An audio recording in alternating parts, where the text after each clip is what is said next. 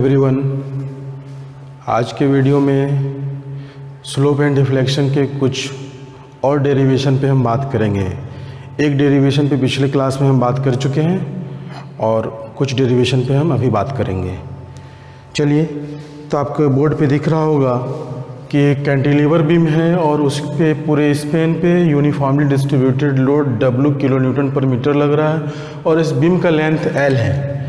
इस बीम का नाम A और B, एक फिक्स्ड एंड हमारा A है और फ्री एंड B है। यही प्रॉब्लम है हमारा। अब इसको क्या करना है कि हमें सॉल्व करना है, इसका फाइंड आउट करना है स्लोप एंड डिफ्लेक्शन, जो कि ये सब का डेरिवेशन भी एग्ज़ाम में पूछा जा सकता है और इसका डायरेक्ट स्लोप एंड डिफ्लेक्शन तो पूछा जाता ही ऑब्जेक्टिव एग्ज़ाम में।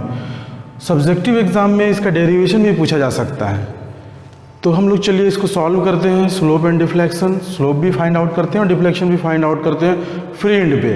फिक्स्ड एंड पे तो स्लोप एंड डिफ्लेक्शन पता है कि फिक्स्ड एंड होने के कारण स्लोप एंड डिफ्लेक्शन दोनों हमारा 0 होता है। क्लियर? तो इसको सॉल्व कैसे करना है, तो अभी हम लोग जो मेथड पढ़ रहे हैं वो डबल इंटीग्रेशन मेथड पढ़ रहे हैं, तो उस मेथड को ध्यान में रखते हुए सॉल्व करना है। तो डबल इंटीग्रेशन इक्वेशन जो है हमारा, जिसको हम लोग डिफरेंशियल इक्वेशन भी कहते हैं, क्या है? EI d² y/dx² is equal to -m, जो कि हम पिछले क्लास में इसको ड्राइव भी किए हैं। तो यहाँ पे हमें m चाहिए, बेंडिंग मोमेंट चाहिए।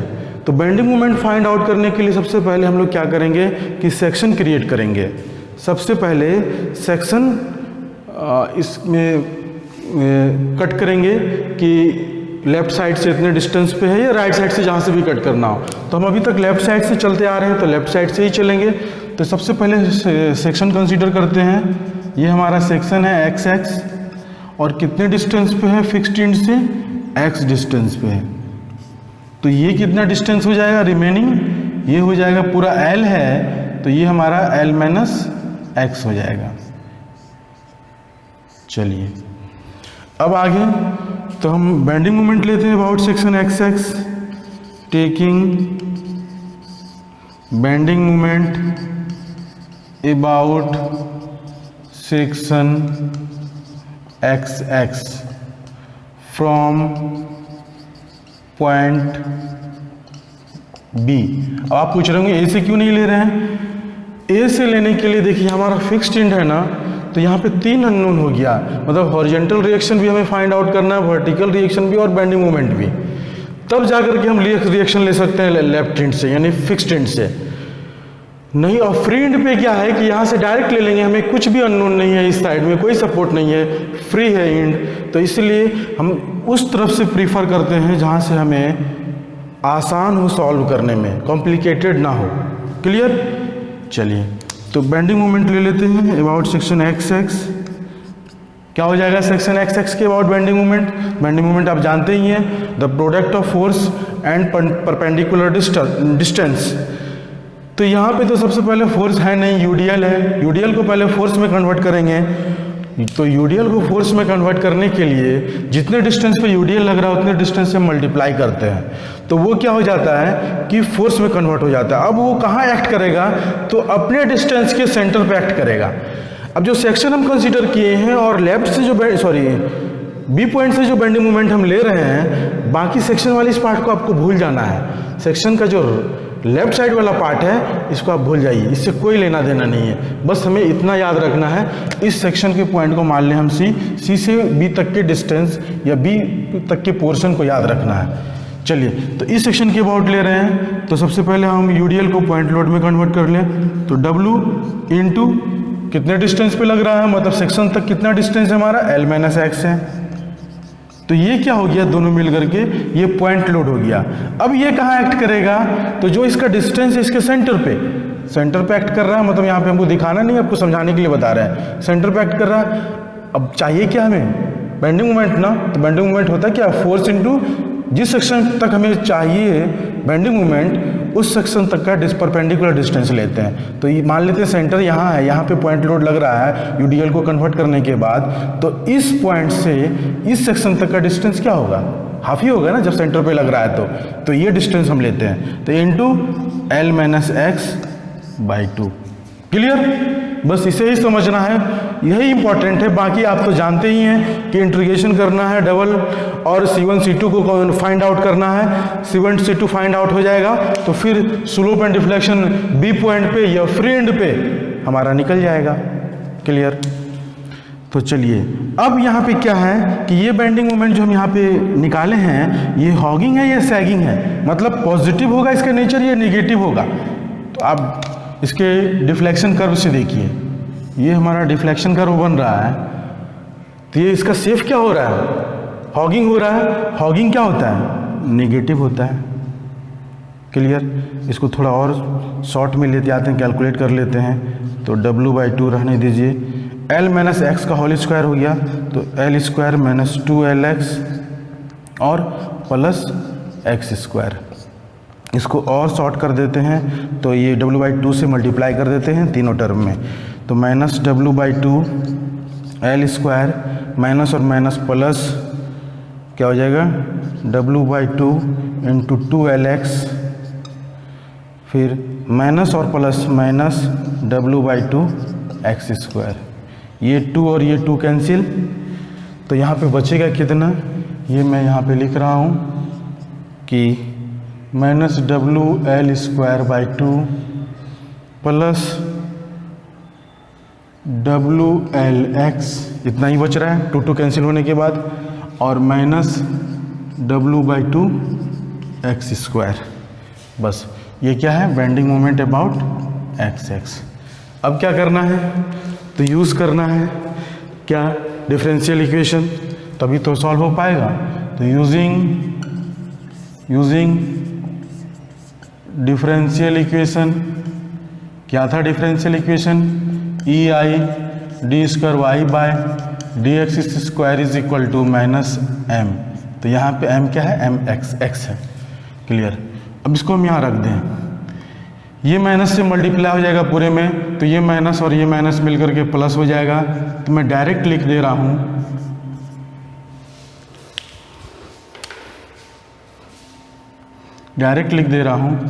WL स्क्वायर बाई 2 माइनस और माइनस प्लस, फिर ये माइनस और ये माइनस प्लस मिलके माइनस हो जाएगा, तो यहाँ हो जाएगा हमारा WLX, और ये माइनस मिलके प्लस, तो W/2 एक्स स्क्वायर यही आ रहा है। ये किसके बराबर आ रहा है, तो EI/d² बाय dx स्क्वायर। चलिए अब क्या करना है, इसको इंटीग्रेट करना है। तो integrating the above equation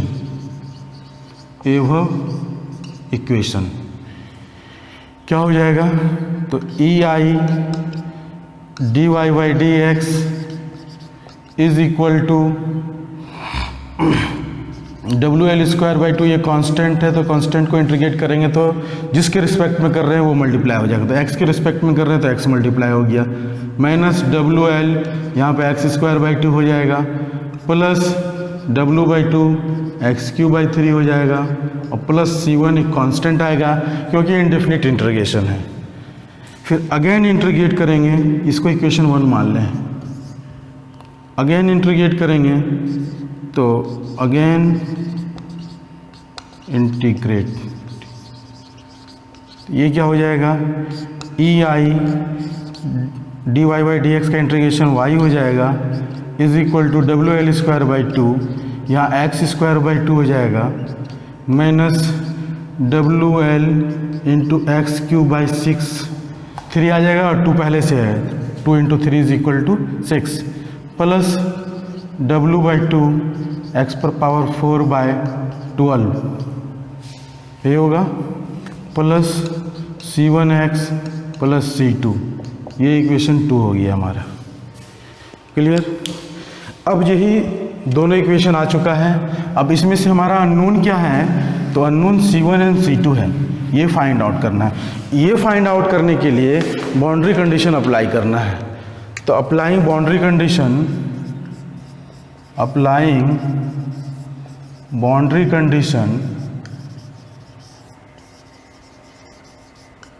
boundary condition क्या हो जाएगा कि when x is equal to 0 then y is equal to क्या हो जाएगा, यहाँ 0 हो जाएगा, क्योंकि fixed end x is equal to 0 का मतलब क्या हो रहा है, हमारा ओरिजिन यहाँ से स्टार्ट हो रहा है, मतलब यहाँ पे हमारा x 0 है, उसके बाद फिर हम धीरे धीरे आगे की तरफ बढ़ रहे हैं, Ly4, Ly2, 3Ly4 into L, मतलब लास्ट L तक पहुँच रहे हैं।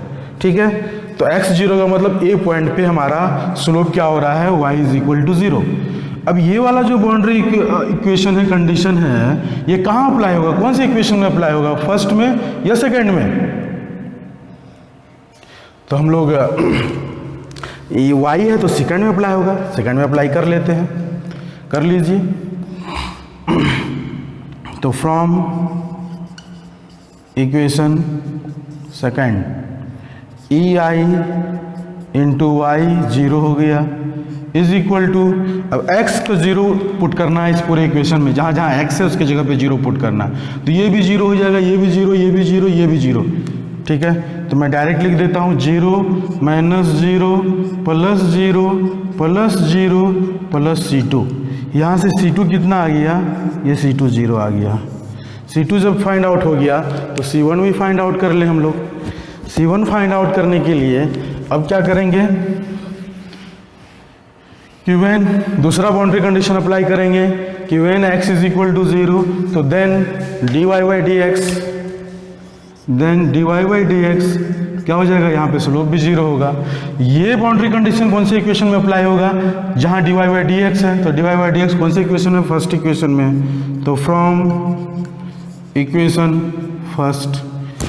अब इसके लिए यूज़ कर मतलब अप्लाई करते हैं वहाँ पे, तो ei into 0 is equal to, देखिए यहाँ भी जितना जितना x वाला टर्म है जो उसमें x 0 पुट करेंगे तो 0 ही हो जाएगा, तो ये भी 0, ये भी 0, ये भी 0, तो 0 माइनस 0 प्लस 0 प्लस C1, यहाँ से C1 भी 0 आ गया, मतलब C1 एंड C2 दोनों हम लोग फाइंड आउट कर चुके हैं। अब क्या फाइंड आउट करना है, अब फाइंड आउट करना है कि slope and deflection at free या मैक्सिमम स्लोप एंड डिफ्लेक्शन भी कह सकते हैं, क्योंकि फ्री पे मैक्सिमम स्लोप भी होता है और मैक्सिमम डिफ्लेक्शन भी होता है। तो when x is equal to L then dy by D x is equal to dy by D x at A, sorry free end है ना, तो एट b, या फिर इसको हम लोग थीटा बी भी कह सकते हैं। ठीक है, चलिए तो अप्लाई करते हैं, मतलब स्लोप निकालना है तो कौन सी इक्वेशन में अप्लाई करेंगे, इक्वेशन फर्स्ट में अप्लाई करेंगे। तो चलेंगे फ्रॉम इक्वेशन फर्स्ट, ये क्या हो जाएगा, ei into d y by D x के जगह पे क्या हो जाएगा, dy by D x at B is equal to WL square by 2 into x की जगह पे क्या पुट होगा, L, फिर minus WL by 2 into L square, फिर प्लस ये वाला term W by 6 into L cube, अब प्लस C1 तो 0 कैलकुलेट कर चुके हैं कुछ देर पहले।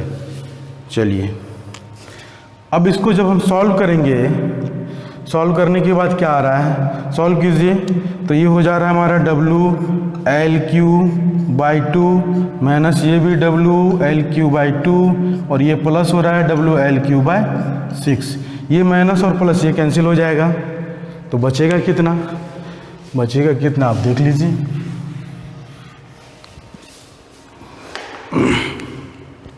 तो यहाँ से ei dy by D x at B को हम थीटा बी भी लिख सकते हैं, theta B is equal to, बच कितना रहा है, WL क्यूब बाई 6 बच रहा है, तो थीटा बी बराबर क्या हो जाएगा, WL क्यूब बाई 6 ei, ये पॉजिटिव में आ रहा है, तो इससे क्या पता चल रहा है कि हमारा डायरेक्शन क्या होगा, क्लॉकवाइज होगा। अब चेक कर लीजिए, बी पॉइंट पे टेंजेंट ड्रॉ कीजिए, ये टेंजेंट है, यहाँ पे एक स्ट्रेट लाइन ड्रॉ कीजिए, ये एंगल क्या हो रहा है, यही ना थीटा बी हो रहा है, थीटा मैक्स। अब इसका डायरेक्शन क्या है, क्लॉकवाइज है, क्लॉकवाइज हो गया। चलिए थीटा स्लोप निकल चुका है हमारा। ये रिजल्ट याद रखना, काफ़ी इंपॉर्टेंट रिजल्ट है। जब हमारा कैंटिलीवर बीम हो और उस पूरे इंटायर स्पेन पे यूडीएल लग रहा हो और उस स्पेन का लेंथ एल हो, उस केस में जो हमारा स्लोप होगा एट फ्री एंड WL/6EI। चलिए अब हम स्लोप यहाँ से निकाल लें। स्लोप निकालने के लिए when x is equal to L then slope निकाल चुके, डिफ्लेक्शन निकाल लें, then y is equal to क्या हो जाएगा, वाई बी हो जाएगा, ये वाई मैक्स। तो मैक्सिमम डिफ्लेक्शन भी कह सकते हैं इसको ना, इसको मैक्सिमम स्लोप भी कह सकते हैं, थीटा मैक्स भी कह सकते हैं, कोई दिक्कत नहीं है। अब ये कौन से, ये जो बाउंड्री, ये जो कंडीशन है हमारा कौन से इक्वेशन में अप्लाई करेंगे, तो इक्वेशन सेकंड में अप्लाई करेंगे। तो from equation second EI into y B, y की जगह पे वाई बी पुट कर दिए, is equal to WL² 2 into 2 4। अब x की जगह पे क्या पुट होगा, x² की जगह पे L², फिर इसमें पुट करेंगे minus W into L, L का cube divided by 6 plus W by 12 into 2 24 L पर पावर 4। ये होगा ना, x की जगह पे L पुट करेंगे तो प्लस C10 C20, यही करना है। अब इसको सॉल्व कर लेना है। तो सॉल्व करने के लिए क्या करते हैं हम, जो हमारा नीचे वाला पार्ट है जिसे सबसे बड़ा इसमें से 24 है, तो सब जो भी टर्म है सबको 24 में हम कन्वर्ट कर देते हैं, नीचे वाले सबके नीचे वाले पार्ट को। तो देख लीजिए, इसको हम 4 से मल्टीप्लाई कर सकते हैं और डिवाइड भी कर सकते हैं, और इसको 6 से मल्टीप्लाई कर सकते हैं, 6 से डिवाइड भी कर सकते हैं। तो ये कितना हो जाएगा, 6 WL पर पावर 4 बाई 24, ये होगा, माइनस ये हो जाएगा हमारा 4 WL पर पावर 4 डिवाइडेड बाई 24, और ये वाला तो जितना है WL पर पावर 4 बाई 24 हो जाएगा ना। अब यहाँ पे क्या हो रहा है कि हमको एलसीएम लेने की ज़रूरत नहीं है, डायरेक्ट सॉल्व हो जाएगा, क्योंकि हमारा नीचे वाला पार्ट जो सेम है 24 24 24। तो अब देखिए ये 6 WL पर पावर 4 माइनस 4W, तो 6 में 4 गया तो 2 बचेगा, और 2 अब प्लस यहाँ प्लस है 1 है, तो 2 + 1 इज इक्वल टू 3 WL पर पावर 4 डिवाइडेड बाई 24। 3 से कैंसिल हुआ तो 8 WL पर पावर 4 बाई 8, ये बच रहा है EI YB is equal to. अब यहाँ पे हम YB निकाल लें।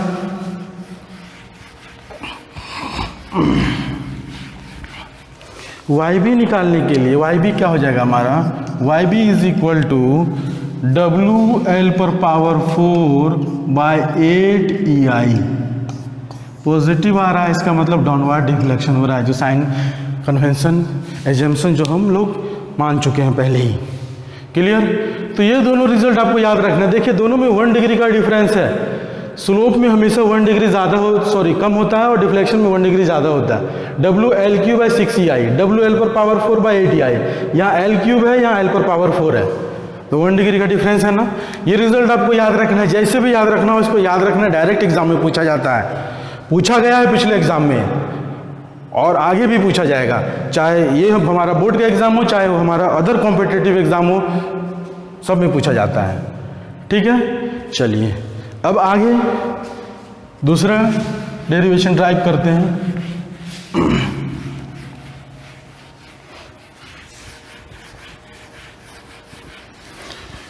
दूसरा क्या है कि एक हमारा कैंटिलीवर बीम है,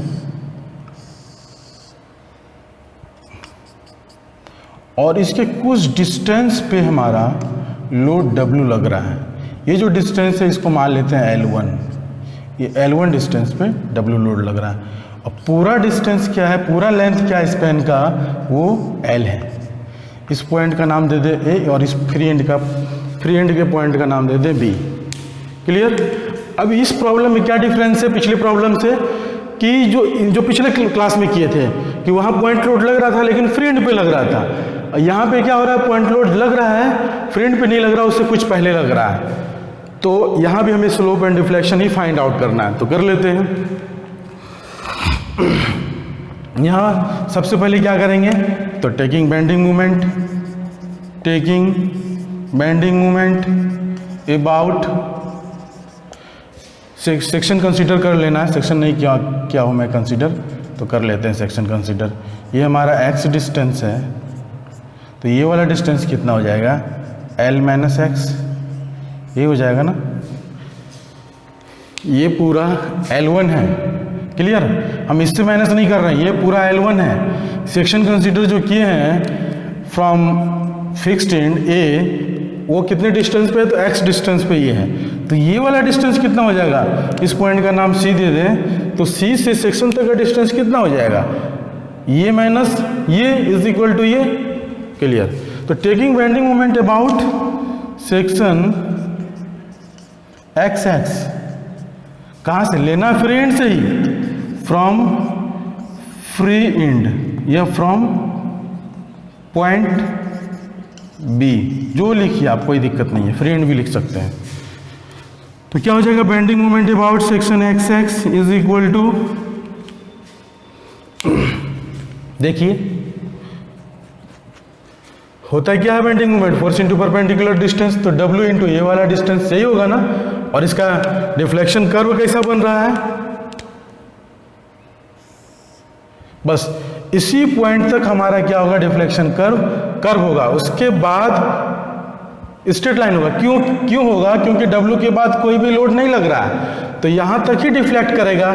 इसके बाद जब लोड कुछ नहीं लग रहा, कोई भी लोड नहीं लग रहा है, तो इसके कारण एक स्ट्रेट लाइन बनेगा आगे, ठीक है।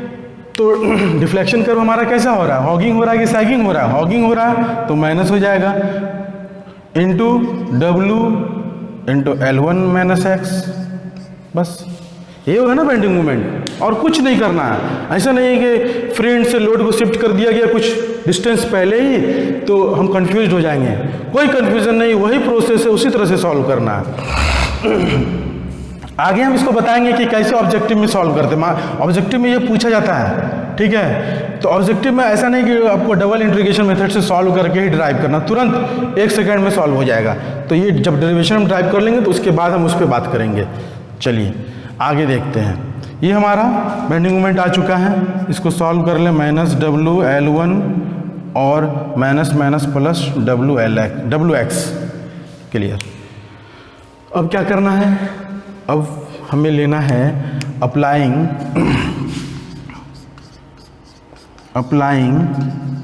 डिफरेंशियल इक्वेशन क्या था, तो EI d square y by d x square is equal to minus m. यहाँ पे m क्या है, m x है। चलिए अब आगे सॉल्व करते हैं इस साइड में।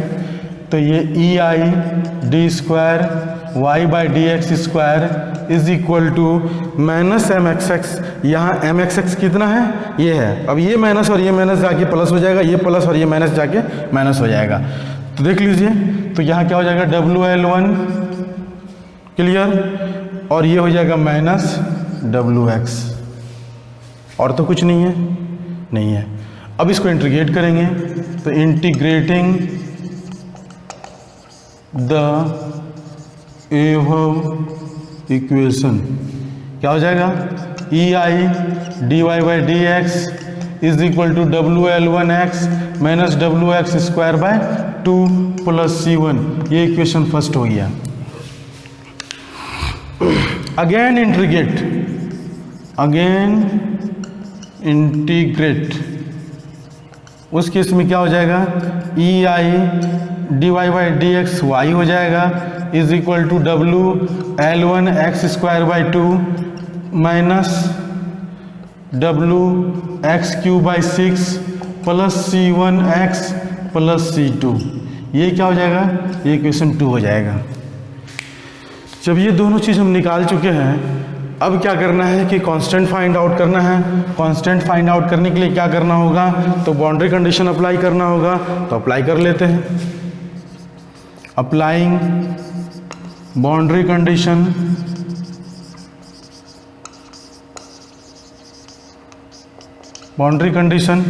क्या हो जाएगा कि when x is equal to 0 then dy by D x कुछ भी आप पहले पुट कर ली, कोई जरूरी नहीं है कि हम y ही पुट करें या dy बाई डी एक्स ही पुट करें। तो when x is equal to 0 then dy by D x is equal to 0। ये कौन से इक्वेशन में पुट होगा? 1 में कि फर्स्ट में? 1 में होगा, क्योंकि dy बाई डी एक्स उस इक्वेशन में मौजूद है। तो using from equation first ei divide by D x 0 is equal to, जितना भी x वाला टर्म है सब 0 हो जाएगा, तो 0 minus 0 plus C1 is equal to 0 आ जाएगा। अब C2 भी निकाल लें। C2 निकालने के लिए दूसरा बाउंड्री कंडीशन क्या हो जाएगा कि when x is equal to 0 then y is equal to 0। Put कीजिए, तो फ्रॉम इक्वेशन सेकेंड क्या हो जाएगा? ei into 0 is equal to x 0 put करेंगे तो सब 0 हो जाएगा, 0 माइनस 0 प्लस C2 यहाँ से 0 निकल चुका है, ये निकल गया। अब आगे C1 C2 निकल चुका है हमारा, तो क्या निकालना है? स्लोप निकालना है। पहले तो हम लोग C पॉइंट पे स्लोप निकालेंगे जहाँ पे हमारा लोड लग रहा है, मतलब under the load slope and deflection दोनों निकालेंगे। उसके बाद हम लोग फ्री एंड पे स्लोप एंड डिफ्लेक्शन देखेंगे क्या होता है, ठीक है। तो चलिए पहले तो हम अंडर द लोड निकाल लें। तो when x is equal to L1 then y is equal to YC। यह y मैक्स नहीं लिख सकते क्योंकि मैक्सिमम नहीं होगा यहाँ पे, ठीक है। Then y is equal to YC, तो निकाल लें क्या हो जाएगा। तो EI इंटू वाई की जगह पे YC पुट हो जाएगा। फ्रॉम इक्वेशन सेकेंड से चल रहा हूँ, तो WL1 बाई 2 x की जगह पे क्या पुट हो जाएगा? L1 का स्क्वायर माइनस WL1 का क्यूब बाई 6 और प्लस C1 तो 0 है और C2 भी 0 है। यहाँ से हमारा जब इसको सॉल्व करेंगे तो WL1 का क्यूब बाई 2 माइनस WL1 का क्यूब बाई 6 आ रहा है, ठीक है। अब ये 3 से मल्टीप्लाई कर दें, ऊपर नीचे कर देते हैं, तो ये क्या हो जाएगा? 3 WL1 का क्यूब माइनस WL1 का क्यूब, तो 2 WL1 का क्यूब डिवाइडेड बाय 6 कैंसिल हो जाएगा। तो WL1 का क्यूब डिवाइडेड बाई 3 आ रहा है, तो YC इज इक्वल टू क्या हो जाएगा? WL1 का क्यूब डिवाइडेड बाई 3 EI। ये हमारा slow deflection at C point पे डिफ्लेक्शन निकल रहा है इतना। अब B पॉइंट पे हम लोग निकाल लेते हैं। B पॉइंट पे कैसे निकलेगा?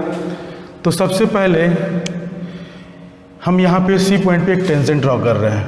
आप देख लीजिए हो क्या रहा है कि C पॉइंट के बाद कोई भी लोड नहीं लग रहा है, जिसके कारण डिफ्लेक्शन कर्व हमारा यहाँ से स्ट्रेट हो जाएगा, यहाँ तक ही कर्व में रहेगा। उसके बाद जहाँ लोड नहीं लग रहा यहाँ से हमारा स्ट्रेट हो जाएगा। ये हमारा स्ट्रेट लाइन है C से B तक। तो ये क्या हो रहा है? ये वाला डिस्टेंस जिसको हम लोग YC कर रहे हैं, ये डिफ्लेक्शन एट C निकल रहा है। अब डिफ्लेक्शन एट B जब निकालेंगे तो ये क्या हो जाएगा? ये हमारा हो जाएगा YB। अब इसी को हम आगे एक्सटेंड कर दें तो ये डिस्टेंस हमारा कितना है? ये वाला YC है ना YC? इसको समझिएगा। यहाँ ये एंगल टेंजेंट जब खींचते हैं तो ये एंगल कितना हो रहा है? थीटा सी ही हो रहा है ना। तो पहले हम थीटा सी भी निकाल लेते हैं, तब हम उस पर बात करते हैं। चलिए YC निकल चुका है, थीटा सी हमारा कैसे निकलेगा? तो व्हेन उसी पॉइंट पे निकालना है, when x is equal to L1 then dy by D x is equal to theta C, या dy by D x at C, ठीक है। इसको मैं मिटा दे रहा हूँ, ये कुछ भी नहीं है, ये पहले का था। चलिए अब ये इक्वेशन फर्स्ट से चलते हैं। तो EI into theta C is equal to WL1 into L1 minus W by 2 into L1 का स्क्वायर अब प्लस 0, C1 तो 0 होगा, तो ये कितना हो गया? WL1 का स्क्वायर माइनस WL1 का स्क्वायर बाय 2। जब इसको सॉल्व कर रहे हैं तो WN1 का स्क्वायर बाई 2 बच रहा है, तो theta C is equal to WL1 का स्क्वायर बाई 2EI, यही आ रहा है ना। पॉइंट लोड में हम पिछले क्लास में ये भी देख चुके थे ना, जब फ्री एंड पे हमारा पॉइंट लोड लगा रहा था W, उस केस में, और उस पूरे बीम का लेंथ L था, तो उस केस में हमारा फ्री एंड पे स्लोप क्या था, WL स्क्वायर बाई 2EI। यहाँ पे लेंथ चेंज कर गया तो WL1 square by 2EI।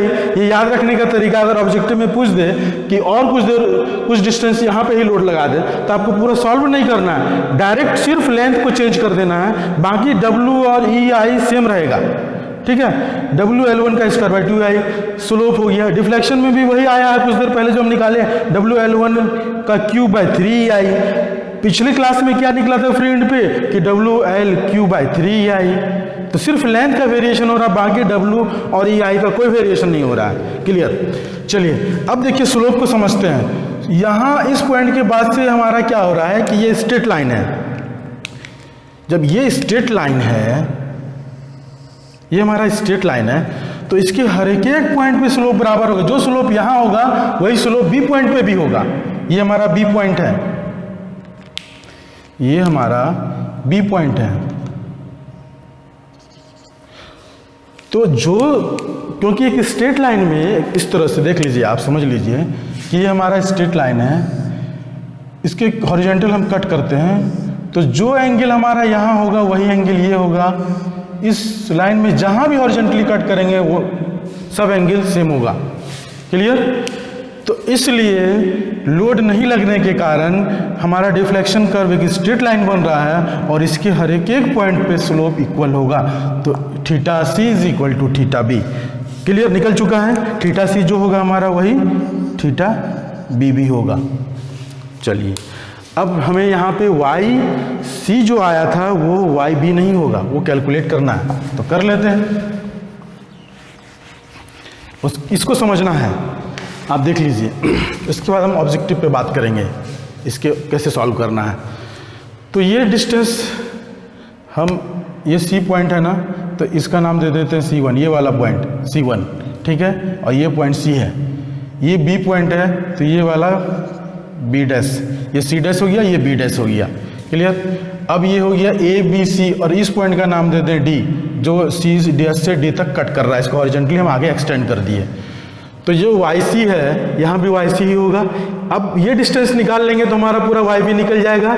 Y B तो यही है ना पूरा, देख लीजिए, वाई बी तो यही है, ये वाला डिस्टेंस। तो हम ये डिस्टेंस निकाल लें, इसका नाम क्या दे दें, मतलब ये वाला डिस्टेंस क्या हो जाएगा, कहाँ गया, यही है ना। ये वाला डिस्टेंस हम इस पॉइंट का नाम, सॉरी ये पॉइंट, यहाँ डी नहीं होगा, ये है ना, ये पॉइंट डी हो जाएगा। ये डिस्टेंस को शो कर रहा है ये एरो, ये वाई बी है और ये वाई सी है, ये वाला। तो ये डिस्टेंस अगर निकल जाए डी बी डैश, तो हमारा वाई बी निकल जाएगा। तो ये निकालने के लिए क्या करेंगे कि इन ट्रायंगल, कौन सा ट्रायंगल में चलेंगे, b dash c dash d में चले हम। ये बी डैश सी डैश और डी ये एंगल है। तो tan theta is equal to, यहाँ पे थीटा क्या है, टेन सी है, थीटा सी है। तो tan theta is equal to क्या होता है, p by b, perpendicular by base, मतलब लंब बाय आधार। ये जो एंगल के सामने वाला होता है वो होता है क्या, परपेंडिकुलर लंब, और जो उससे कनेक्ट होता है परपेंडिकुलर से वो बेस होता है, जिसको हम लोग आधार भी कहते हैं। ठीक है। तो P बाई बी, P क्या हो गया, तो B D dash, B D, sorry D B dash, मतलब B dash D divided by C dash D, यही होगा ना। ये डिस्टेंस डिवाइडेड बाय ये डिस्टेंस टेन थीटा। अब टेन थीटा क्या हो जाएगा, for small angle, very small angle, tan theta C is equal to theta C. तो theta C is equal to क्या हो जाएगा, B dash D divided by C dash D. यहाँ से बी डैश डी हमारा निकल गया C dash D into theta C. बस यही इंपॉर्टेंट है। जब ये निकल गया तो इसको हम यहीं पे कन्वर्ट कर लें। सी डैश डी कौन सा डिस्टेंस होगा, देख लीजिए आप। ये हमारा पूरा L1 है, ये पूरा L है, तो ये डिस्टेंस क्या हो जाएगा, इसको हम लिख सकते हैं L माइनस L1 लिख सकते हैं ना, ये वाला डिस्टेंस, बस यही तो है।